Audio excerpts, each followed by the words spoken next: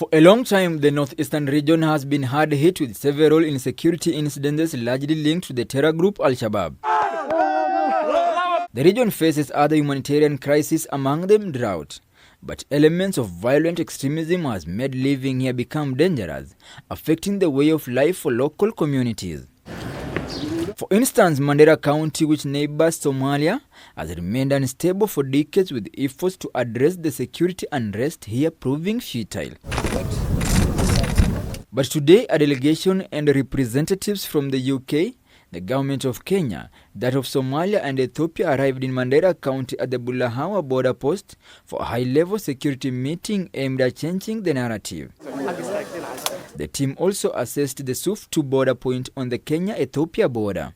In attendance was Deputy President Rigathi Gachagua, Interior CS Kithure Kindiki, Ethiopian Minister for Peace and Security, Somalia Security Minister, British High Commissioner to Kenya Jane Marriott, local authorities and other senior representatives from the three countries. That a stable Somalia, a stable Ethiopia, contributes immensely to the stability of Kenya. The delegates assessed the security preparedness and developed a roadmap on how the Kenya-Ethiopia-Somalia borderlands project will be actualized. The federal government of Somalia is strongly committed to support this project to enhance peace, stability, and development in the cross-border regions. Kenya and Somalia shared massive border, which are very porous, that makes easier for extremists and terrorist groups to infiltrate.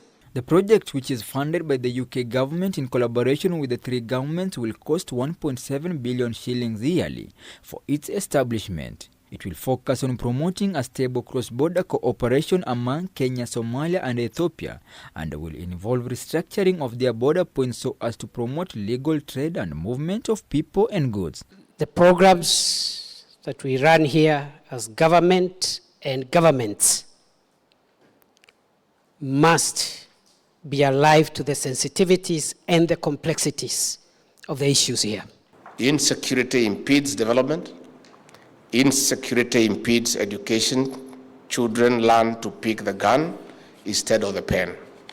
Fear for their lives keep teachers away. Further, infrastructural development is silenced by armed conflicts. We must silence the gun for the industries to roar back. There will also be training on security personnel who will be working at the border points after marked border points units have been constructed to standard. The project, which is part of the Kenya-UK Security Compact, was signed on Wednesday by Interior CS Kithure Kindiki and the UK Security Minister. Implementation of the Security Compact is subject to involvement and consultation with Kenya's neighboring countries, Ethiopia and Somalia, to ensure inclusivity. Because you don't just share a common border. Your communities living together are bound by a shared history and a shared destiny. You have numerous challenges together: drought, resource conflicts, armed proliferation, terrorism.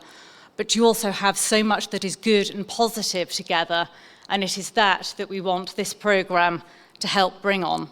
A meeting is expected in Nairobi next week, which will give further direction on how these three countries will work around the table and conceptualize the peace project. Franklin Wallah, K24 TV.